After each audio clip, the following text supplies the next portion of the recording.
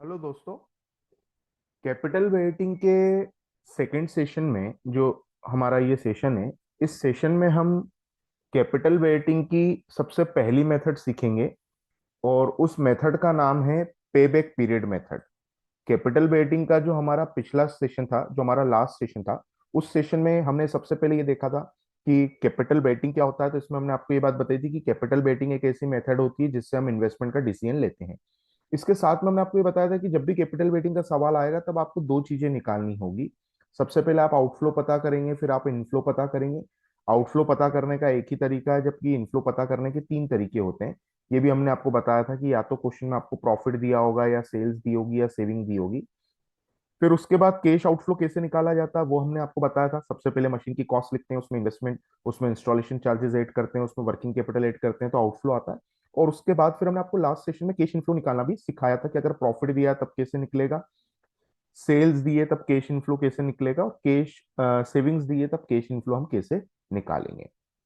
इसके बाद फिर हमने आपको ये बात बताई थी कि कैपिटल वेटिंग में दो टाइप की टेक्निक होती है। एक होती है डिस्काउंटिंग टेक्निक, एक होती है नॉन डिस्काउंटिंग टेक्निक। और नॉन डिस्काउंटिंग टेक्निक में टोटल कैपिटल वेटिंग की तीन मेथड आती है, जिसमें सबसे पहली मेथड का नाम है payback period method, second method का नाम है एवरेज रेट ऑफ रिटर्न, और थर्ड मेथड का नाम है return on investment.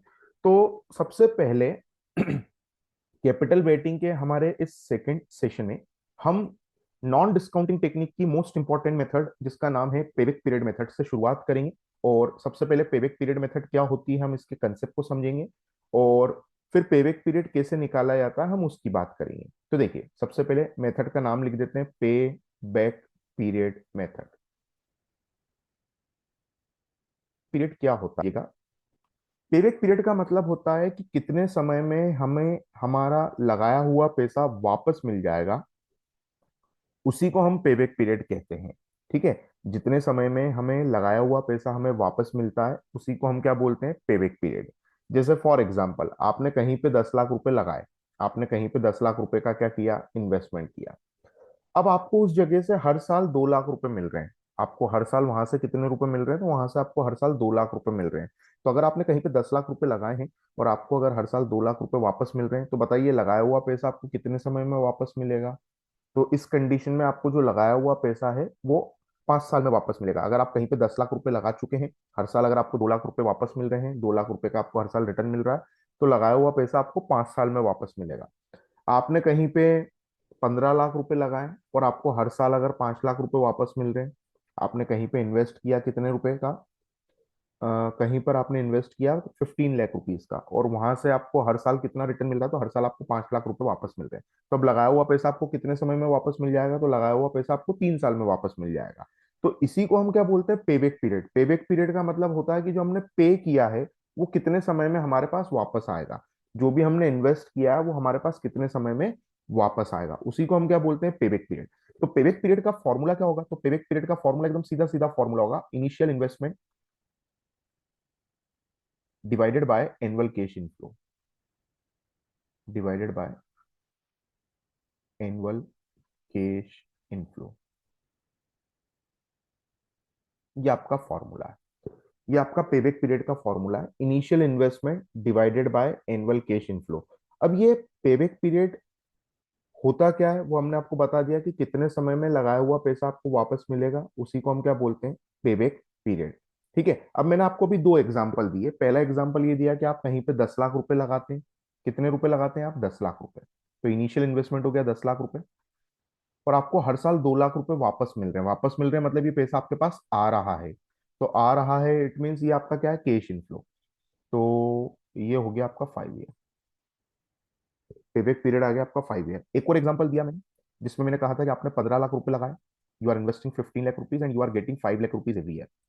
So your payback period will be 3 year. It means आपने जो भी इन्वेस्टमेंट किया वो पैसा आपको आपके पास 3 साल में वापस आ जाएगा। एक एग्जाम्पल और देखते हैं।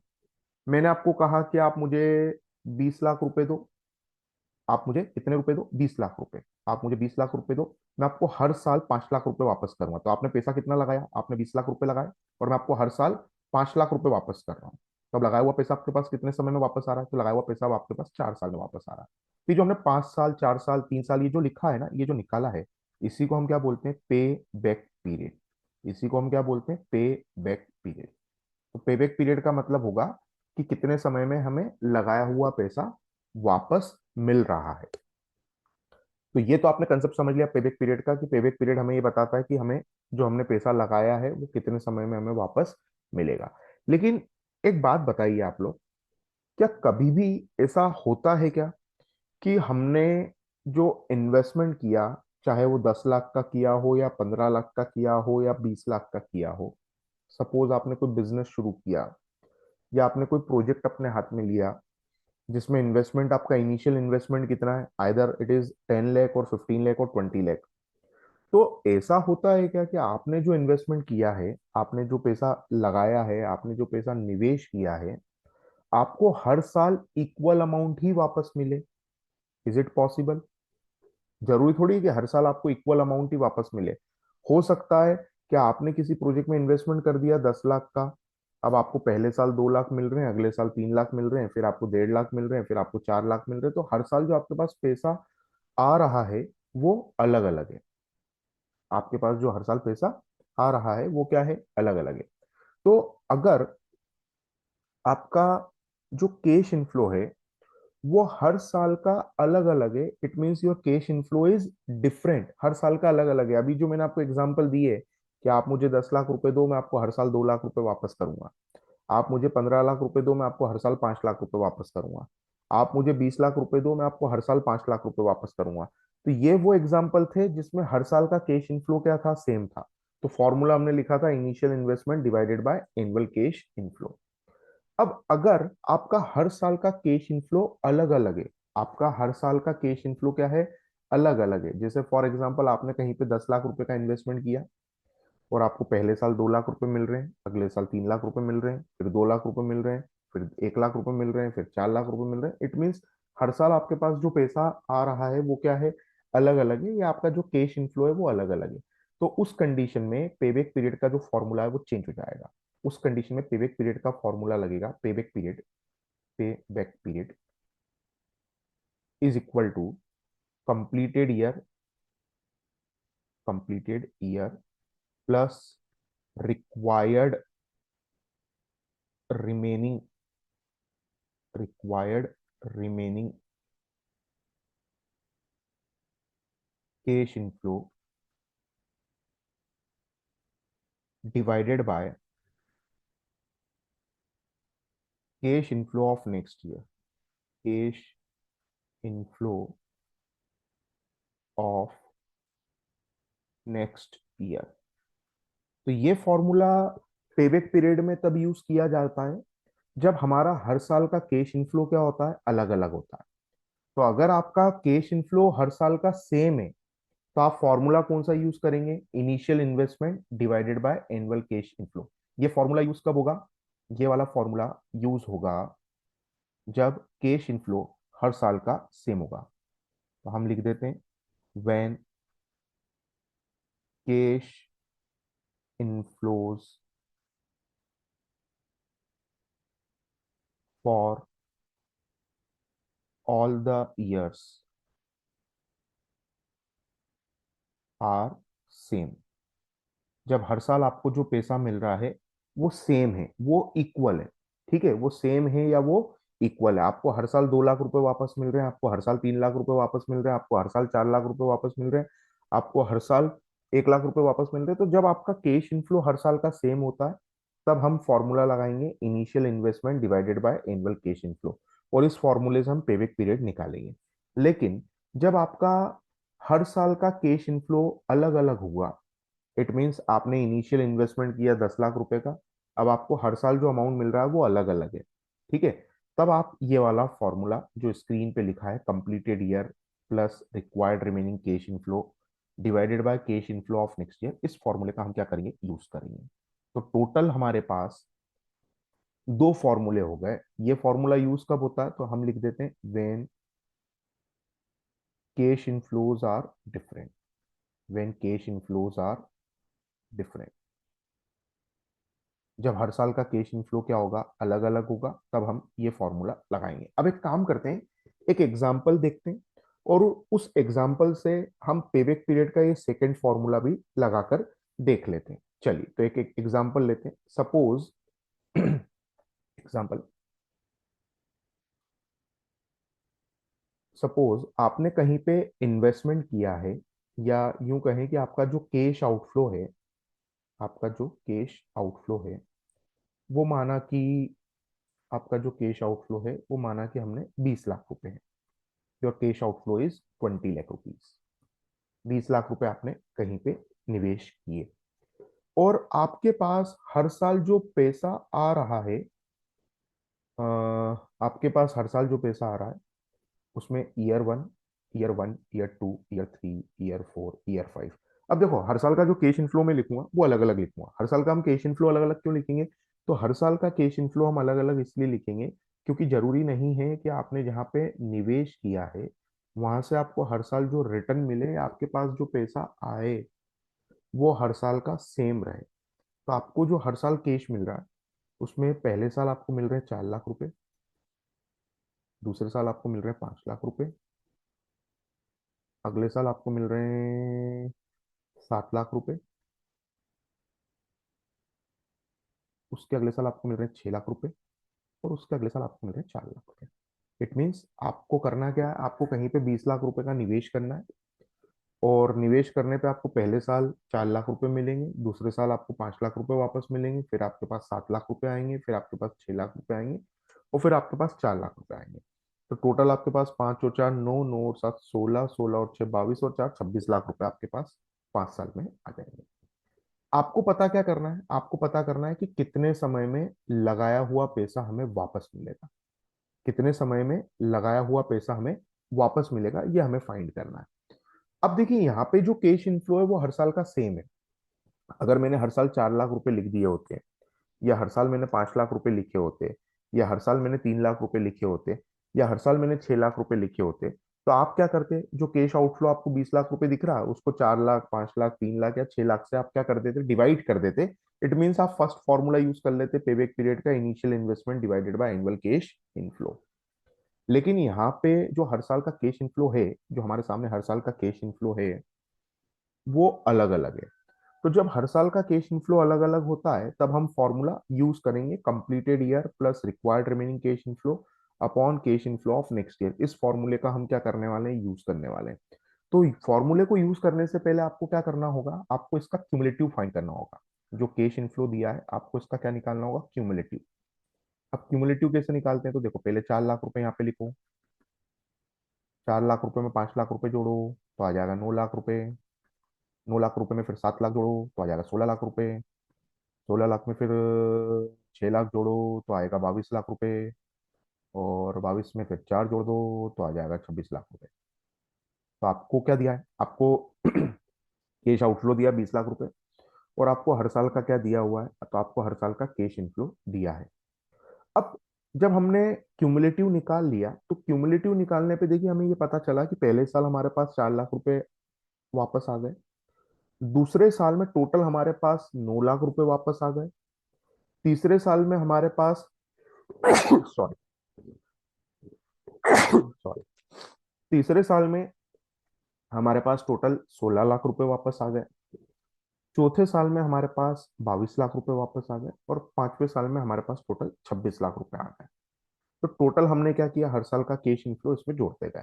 तो हमने लगाए कितने रुपए थे? तो देखिए, हमने जो लगाए हैं वो 20 लाख रुपए लगाए। हमारा जो इन्वेस्टमेंट है वो 20 लाख रुपए का, और हमें जो 20 लाख रुपए वापस मिल रहे हैं वो तीसरे और चौथे साल के बीच में वापस मिल रहे हैं, क्योंकि 3 साल में हमारे पास 16 लाख आ चुके हैं, चौथे साल में हमारे पास 22 लाख रुपए आ चुके हैं। इट मीन्स जो लगाया हुआ पैसा है वो हमें थर्ड और फोर्थ ईयर के बीच में वापस मिल रहा है। थर्ड और फोर्थ ईयर के बीच में वापस कैसे मिल रहा है? तो देखिए, 3 साल में 16 लाख रुपए आ गए, 4 साल में 22 लाख रुपए आ गए। तो बताइए, 16 लाख और 22 लाख के बीच में 20 लाख रुपए आते हैं या नहीं आते हैं? आते हैं। इट मीन्स लगाया हुआ पैसा जो है वो आपको थर्ड और फोर्थ ईयर के बीच में वापस मिल रहा है। तो अब हम क्या करेंगे? अब हम पे बैक पीरियड का फॉर्मूला लगाएंगे। कौन सा वाला? सेकंड नंबर वाला। तो payback period, PBP means payback period, ये वाला फॉर्मूला लगाएंगे, कंप्लीटेड ईयर। तो फॉर्मूला लगाते हैं हम, देखिए फॉर्मूला लिखेंगे हम सबसे पहले completed year, completed year plus required remaining cash inflow, required remaining cash inflow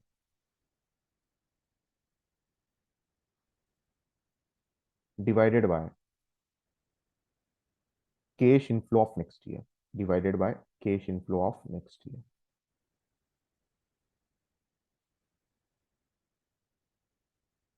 divided by cash inflow of next year. तो पेबैक पीरियड का जो फॉर्मूला है वो है completed year plus required remaining cash inflow divided by cash inflow of next year. ये formula तब लगाया जाता है जब हर साल का कैश इनफ्लो अलग अलग होता है। तो हमने सबसे पहले 20 लाख रुपए का निवेश किया, 3 साल में हमारे पास 16 लाख रुपए आ गए, 4 साल में हमारे पास 22 लाख रुपए आ गए। इट मीन्स 20 लाख रुपए थर्ड और फोर्थ ईयर के बीच में वापस आ रहे हैं, तीसरे और चौथे साल के बीच में लगाया हुआ पैसा आपको वापस मिल रहा है। तो तीसरे और चौथे के बीच में वापस मिल रहा है, इट मीन्स ये हुआ कि 3 साल तो पूरे हो गए हैं, लेकिन अभी फोर्थ ईयर कंप्लीट हुआ नहीं है।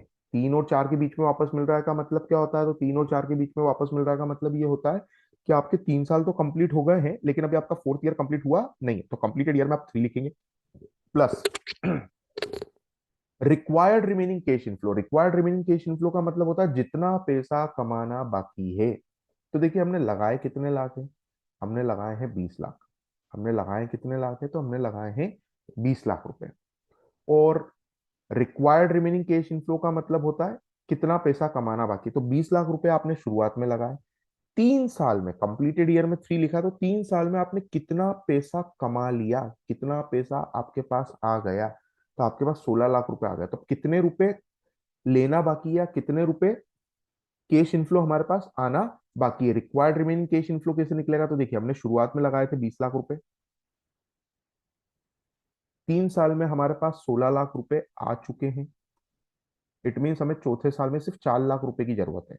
कितने रुपए की जरूरत है? 4 lakh. Required remaining cash inflow का मतलब कितने पैसे की आपको जरूरत है? तो हमें सिर्फ 4 लाख रुपए की जरूरत है फोर्थ ईयर में, divided by cash inflow of next year. Cash inflow of next year का मतलब होता है अगले साल का कैश इनफ्लो। अगले साल का मतलब होता है फोर्थ ईयर का कैश इनफ्लो। देखो कंप्लीटेड ईयर में आपने 3 लिखा है, तो 3 के बाद अगला साल जो है वो कौन सा साल है? Fourth year. और फोर्थ ईयर का कैश इनफ्लो लिखना है बेटा, यहाँ देखो साफ साफ लिखा है cash inflow of next year. तो कैश इनफ्लो देखो यहाँ लिखा हुआ है, देखो ईयर के पास वाले कॉलम में क्या लिखा है? Cash inflow. तो आपको cash inflow of next year से डिवाइड करना है, अगले साल के कैश इनफ्लो से डिवाइड करना है। तो अगले साल का कैश इनफ्लो कितना है? तो अगले साल का कैश इनफ्लो है 6 लाख रुपए। आप इसको 6 लाख से क्या कर देंगे? डिवाइड कर देंगे। और जैसे आप इसको सॉल्व करेंगे तो your answer will be 3 + 4 lakh divided by 6 lakh, and it will be 3 + 0.67। So your answer will be 3.67 year, 3.67 year. ये आ गया आपका पेबैक पीरियड। तो पेबैक पीरियड हमें क्या बताता है? पेबैक पीरियड हमें ये बताता है कि कितने समय में लगाया हुआ पैसा हमें वापस मिलेगा। एक बार फिर से इस एग्जांपल को देखो, आपने 20 लाख रुपए लगाए, हर साल आपके पास जो पैसा आ रहा है वो अलग अलग है। तो जो पैसा आया आपने सबसे पहले उसका क्यूमुलेटिव किया, क्यूमुलेटिव करने के बाद आपने पेबैक पीरियड का फॉर्मूला लिखा completed year plus required remaining cash inflow divided by cash inflow of next year. फिर आपको क्या करना है? तो आपने सबसे पहले देख लिया कि हमने जो पैसा लगाया था वो 20 लाख रुपए लगाए थे, और 20 लाख रुपए कौन से ईयर के बीच में हमारे पास वापस आ रहे हैं? तो 20 लाख रुपए हमारे पास थर्ड और फोर्थ ईयर के बीच में वापस आ रहा है, तीसरे और चौथे साल के बीच में हमारे पास लगाया हुआ पैसा वापस आ रहा है। तो हमने क्या किया? हमने फॉर्मूला लिखा completed year plus required remaining cash inflow upon cash inflow of next year. इसमें कंप्लीटेड ईयर में हम क्या लिखेंगे? तो कंप्लीटेड ईयर में हम 3 लिखेंगे। क्यों लिखेंगे? क्योंकि तीसरे और चौथे साल के बीच में वापस आ रहे हैं, इट मीन्स तीसरा साल तो कंप्लीट हो गया है, थर्ड ईयर तो कंप्लीट हो गया, लेकिन अभी तक फोर्थ ईयर कंप्लीट हुआ नहीं है। तो कंप्लीटेड ईयर में हम 3 लिखेंगे plus required remaining cash inflow. Required remaining cash inflow का मतलब होता है जितना पैसा कमाना बाकी है, जितना पैसा आना बाकी है। तो आपने 20 लाख रुपए लगाए, आपने कितने रुपए लगाए? 20 लाख। आपने 20 लाख रुपीज लगाए हैं, 4 साल में आपके पास 16 लाख रुपए आ गए। 4 साल में आपके पास कितने रुपए आ गए? 16 लाख। तो 20 में से 16 गए, तो कितने रुपए कमाना बाकी है? तो 4 लाख रुपए कमाना बाकी है, divided by cash inflow of next year. अगले साल का कैश इनफ्लो लिखना है। कौन से ईयर का कैश इनफ्लो लिखना है? अगले साल का, फोर्थ ईयर का कैश इनफ्लो लिखना है। तो फोर्थ ईयर का कैश इनफ्लो कैसे लिखेंगे? अगले साल का कैश इनफ्लो लिखना है बेटा। गलती क्या कर देते हैं हम? क्यूमुलेटिव लिख देते हैं। तो यहाँ पे फॉर्मूले में कहीं भी क्यूमुलेटिव नहीं लिखा, फॉर्मूले में लिखा cash inflow of next year. Next year का मतलब कंप्लीटेड ईयर के बाद वाले ईयर का कैश इनफ्लो लिखो। तो थर्ड ईयर के बाद कौन सा ईयर था? Fourth year. फोर्थ ईयर का कैश इनफ्लो लिख दिया, सॉल्व कर लिया, आंसर आ गया 3.67 ईयर। अब एक काम करते हैं, मैंने आपको पेबैक पीरियड के दो फॉर्मूले बताए, कब कौन सा फॉर्मूला लगाना है ये भी हमने बताया। जब कैश इनफ्लो सेम होगा हर साल का, तब initial investment divided by annual cash inflow formula लगेगा। जब कैश इनफ्लो अलग अलग होगा हर साल का, तब ये फॉर्मूला लगेगा। हमने तो दो एग्जांपल देके आपको पेबैक पीरियड एक्सप्लेन कर दिया। अब एक काम करते हैं, हम दो क्वेश्चन देख लेते हैं, दोनों का एक एक क्वेश्चन देख लेते हैं, और फिर इस सेशन को हम वाइंड अप करते हैं। देखिए सबसे पहले फर्स्ट क्वेश्चन आपके सामने शेयर करते हैं। पिक्चर शेयर करना है तो यस, यस ये रहा। देखिए,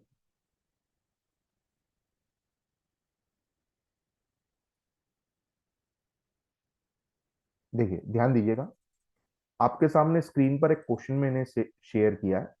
क्वेश्चन में आपको दिया है, क्वेश्चन में आपको दिया है प्रोजेक्ट कॉस्ट रुपीज 10 लाख।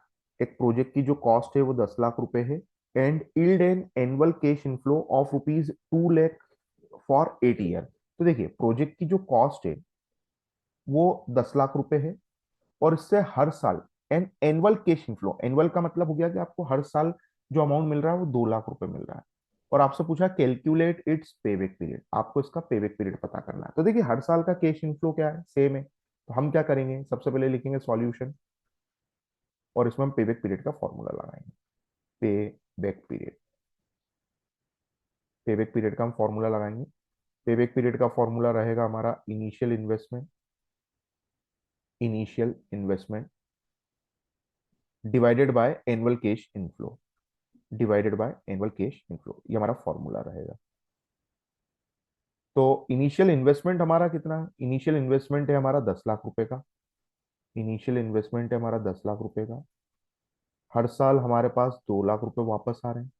तो हमने डायरेक्ट फॉर्मूला लगाया, फर्स्ट नंबर वाला ही फॉर्मूला लगाना है, क्योंकि आपको हमने ये बताया है ऊपर कि जब हर साल का कैश इनफ्लो क्या होगा, सेम होगा, तब आप initial investment divided by annual cash inflow से डिवाइड करेंगे। तो इनिशियल इन्वेस्टमेंट 10 लाख है, 2 लाख से इसको डिवाइड कर दो, आपका पेबैक पीरियड आ गया 5 ईयर। क्वेश्चन खत्म।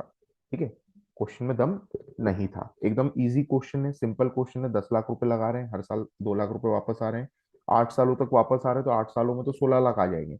आपको पता करना है कितने समय में लगाया हुआ पैसा वापस मिल रहा है। तो 10 लाख डिवाइडेड बाय 2 लाख किया, पेबैक पीरियड आ गया। आगे बढ़ते हैं, अगला क्वेश्चन देखते हैं।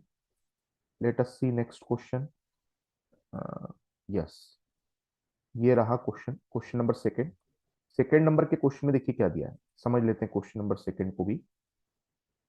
सेकंड नंबर का जो हमारा क्वेश्चन है, इस सेकंड क्वेश्चन में हमें दिया है determine the payback period for a project.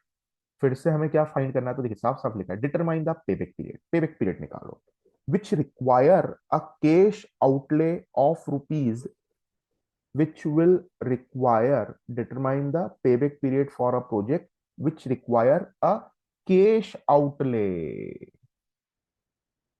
cash outlay of rupees 1 lakh and generate cash inflow of 20,000, 40,000, 30,000 and 20,000 in the first, second, third and fourth year respectively. It means देखिए question में क्या दिया है, question में सबसे पहले ये दिया है कि आपने एक प्रोजेक्ट में पैसा लगा रहे हैं, फर्स्ट लाइन में दिया है, जिसमें आपका जो कैश आउटफ्लो है, जो cash outflow is rupees 1 lakh. आपका जो कैश आउटफ्लो है वो 1 लाख रुपए, आपका जो कैश आउटफ्लो है वो 1 लाख रुपए है, आपका कैश आउटफ्लो 1 लाख रुपए है। और आपके पास जो हर साल कैश आ रहा है, जो आपका कैश इनफ्लो है, वो हर साल का अलग अलग है। इट मीन्स ईयर लिखते हैं 1, 2, 3, 4, और आपका जो कैश इनफ्लो है वो है 20,000, वो है 40,000, वो है 30,000, और वो है 20,000। ठीक है, आपका कैश आउटफ्लो 1 लाख है, जो cash outflow is 1 lakh rupees. फिर आपको चार अलग अलग साल दिए हैं, 1, 2, 3, 4। कैश इनफ्लो आपको दिया 20,000, 40,000, 30,000 और 20,000 का, हर साल का आपको अलग अलग क्या दिया हुआ है, कैश इनफ्लो दिया है। और आपको पेबैक पीरियड निकालना है। आपको क्या निकालना है, पे बैक पीरियड। तो पेबैक पीरियड कैसे निकलेगा, देखिए ध्यान दीजिएगा। पेबैक पीरियड निकालना, हर साल का कैश इनफ्लो अलग अलग है, तो सबसे पहले जो हमारा कैश इनफ्लो है हम उसका क्यूमुलेटिव फाइंड करेंगे। We will determine the cumulative of this cash inflow. तो सबसे पहले मैं 20,000 रुपीज एज इट इज लिखूंगा। 20,000 में 40,000 हम ऐड करेंगे तो 60,000 आ जाएगा। 60 में 30 ऐड करेंगे तो 90 आ जाएगा। 90 में 20 ऐड करेंगे तो when we will add 20 in 90 we will get 1,10,000, तो 1,10,000 आ जाएगा। तो ये तो हो गया हमारा कैश इनफ्लो और हमारा कैश आउटफ्लो जो हमें दिया था। 1,00,000 रुपए हमने कैश इनफ्लो का पहले क्यूमुलेटिव कर लिया। अब देखिए हमने लगाए कितने रुपए हैं, तो हमने लगाए हैं 1,00,000 रुपए। तो हमें ये देखना है कि 1,00,000 रुपए कौन से ईयर के बीच में वापस आ रहे हैं। तो देखिए 4 साल में आ गए 90,000, 5 साल में आ गए, सॉरी 3 साल में आ गए 90,000, 4 साल में आ गए 1,10,000। इट मीन्स जो पैसा आपने लगाया है वो थर्ड और फोर्थ ईयर के बीच में वापस आ रहा है। हमने लगाए 1,00,000 रुपए हैं, और 1,00,000 रुपए जो है वो तीसरे और चौथे साल के बीच में वापस आ रहे हैं। क्योंकि 3 साल में 90 आ गए, 4 साल में 1,10 आ गए, तो 1,00,000 रुपए जो है वो 90 और 1,10 के बीच में आते हैं। इट मीन्स लगाया हुआ पैसा आपको थर्ड और फोर्थ ईयर के बीच में वापस मिल रहा है। तो अब हम क्या करेंगे, पेबैक पीरियड का सेकंड वाला फॉर्मूला लगाएंगे, और ये फॉर्मूला तब लगाया जाता है जब हर साल का कैश इनफ्लो क्या होता है, डिफरेंट होता है। So I will use the formula payback period is equal to completed year। Second वाला फॉर्मूला यूज करना है। तो दो ही फॉर्मूले होते हैं पेबैक पीरियड के। जब कैश इनफ्लो सेम हो तब initial investment divided by annual cash inflow, और जब कैश इनफ्लो डिफरेंट हो तब completed year plus required remaining cash inflow, required remaining cash inflow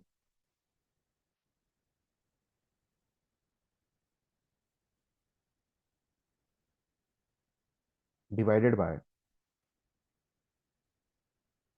cash inflow of next year, divided by cash inflow of next year. ठीक है, तो ये formula है payback period का, completed year plus required remaining cash inflow divided by cash inflow of next year. अब सबसे पहले cash outflow आपका 1,00,000 है, आप देख क्या रहे हो, तो हम क्या देख रहे हैं, हम ये देख रहे हैं कि अ, लगाया हुआ पैसा हमारे पास कितने समय में वापस आ रहे हैं। तो 3 साल में हमारे पास 90,000 आ गए, 4 साल में हमारे पास 1,10,000 आ रहे हैं। इट मीन्स हमारे पास लगाया हुआ पैसा हमारे पास थर्ड और फोर्थ ईयर के बीच में वापस आ रहा है। तो कंप्लीटेड ईयर में हम क्या लिखेंगे, तीसरे और चौथे साल के बीच का मतलब क्या होता है कि 3 साल तो कंप्लीट हो गए लेकिन अभी फोर्थ ईयर कंप्लीट हुआ नहीं है। तो कंप्लीटेड ईयर में हम लिखेंगे 3 plus required remaining cash inflow. Required remaining का मतलब आपको कितना पैसा कमाना बाकी है। तो देखिए आपने शुरुआत में 1,00,000 रुपए लगाए, आपने इनिशियली कितने रुपए लगाए, तो देखिए आपका आउटफ्लो 1,00,000 है। 3 साल में आपने कितने रुपए कमा लिए, तो 3 साल में आपने 90,000 रुपए कमा लिए, या 90,000 रुपए आपके पास वापस आ गए। तो अब आपको फोर्थ ईयर में कितने रुपए की जरूरत है, रिक्वायर्ड कितने रुपए की जरूरत है, सिर्फ 10,000 रुपए की। 1,00,000 रुपए लगाए थे, 3 साल में आपके पास 90,000 रुपए आ चुके, तो आपके आपको कितने रुपए की जरूरत है, तो आपको सिर्फ 10,000 रुपए की जरूरत है, divided by cash inflow of next year. तो cash inflow of next year का मतलब होता है अगले साल का कैश इनफ्लो। अगले साल का मतलब होता है कंप्लीटेड ईयर के बाद वाला जो ईयर है, इट मीन्स फोर्थ ईयर का कैश इनफ्लो। देखो फोर्थ ईयर का कैश इनफ्लो कितना है, तो बेटा फोर्थ ईयर का कैश इनफ्लो है 20,000। फोर्थ ईयर का कैश इनफ्लो यहाँ पे हम लिख देंगे। तो कंप्लीटेड ईयर लिखना है। कंप्लीटेड ईयर में कौन सा ईयर आएगा, तो 2 साल के बीच में जब पैसा वापस आ रहा है, तो पिछला जो साल होगा थर्ड और फोर्थ के बीच में आएगा तो कंप्लीटेड ईयर में लिखेंगे 3। 4 और 5 के बीच में आएगा तो कंप्लीटेड ईयर में लिखेंगे 4। 5 और 6 के बीच में वापस आएगा तो कंप्लीटेड ईयर में लिखेंगे 5। 2 और 3 के बीच में आएगा तो कंप्लीटेड ईयर में लिखेंगे 2। ठीक है, तो कंप्लीटेड ईयर में हमने 3 लिखा, plus required remaining cash inflow कैसे निकालते हैं, तो जितने रुपए लगाए थे वो लिखना है, जितना पैसा लगाया वो लिखना है, उसमें से कंप्लीटेड ईयर का क्यूमुलेटिव माइनस करना है। उसमें से कंप्लीटेड ईयर का क्या माइनस करना है, क्यूमुलेटिव। ठीक है, तो आपको मिल जाएगा required remaining cash inflow divided by cash inflow of next year. तो cash inflow of next year का मतलब होता है कंप्लीटेड ईयर के बाद वाला जो ईयर है। तो कंप्लीटेड ईयर तो 3 था, तो उसके बाद वाला ईयर कौन सा है, उसके बाद का ईयर है फोर्थ ईयर। तो फोर्थ ईयर का आपको कैश इनफ्लो लिखना है, तो फोर्थ ईयर का हमने कैश इनफ्लो लिख दिया 20,000, और इसी के साथ हमारा पेबैक पीरियड निकल जाएगा। तो पेबैक पीरियड आएगा हमारा, देखिए payback period will be 3 plus 10,000 divided by 20,000। So your answer will be 10,000 divided by 20,000 करने पे कितना आएगा, 0.5, and your answer will be 3.5 year. चलिए, तो हमने क्या किया, हमने टोटल इस सेशन में सबसे पहले पेबैक पीरियड का कंसेप्ट समझा, हमने ये देखा कि पेबैक पीरियड क्या होता है। फिर हमने पेबैक पीरियड के दो फॉर्मूले देखे, पहला फॉर्मूला कब लगता है वो हमने आपको बताया, दूसरा फॉर्मूला कब लगता है वो हमने आपको बताया। पहले पहले कुछ इलस्ट्रेशन से हमने पहले फॉर्मूले के कंसेप्ट को समझ लिया, फिर एक इलस्ट्रेशन से हमने सेकंड फॉर्मूले के कंसेप्ट को समझ लिया। फिर हमने दो क्वेश्चन किए, एक क्वेश्चन में फर्स्ट फॉर्मूले का यूज हुआ, एक क्वेश्चन में सेकंड फॉर्मूले का यूज हुआ। तो इस सेशन को हम इतने ही रखते हैं। जो हमारा नेक्स्ट सेशन रहेगा पेबैक पीरियड का, उसके अंदर हम कुछ अलग टाइप के क्वेश्चन करेंगे, जिसमें कुछ वर्ड प्रॉब्लम रहेगी पेबैक पीरियड से रिलेटेड। तो इस सेशन को इतने ही रखते हैं, अब हम मिलेंगे नेक्स्ट सेशन में जिसमें हम पेबैक पीरियड की और प्रैक्टिस करेंगे।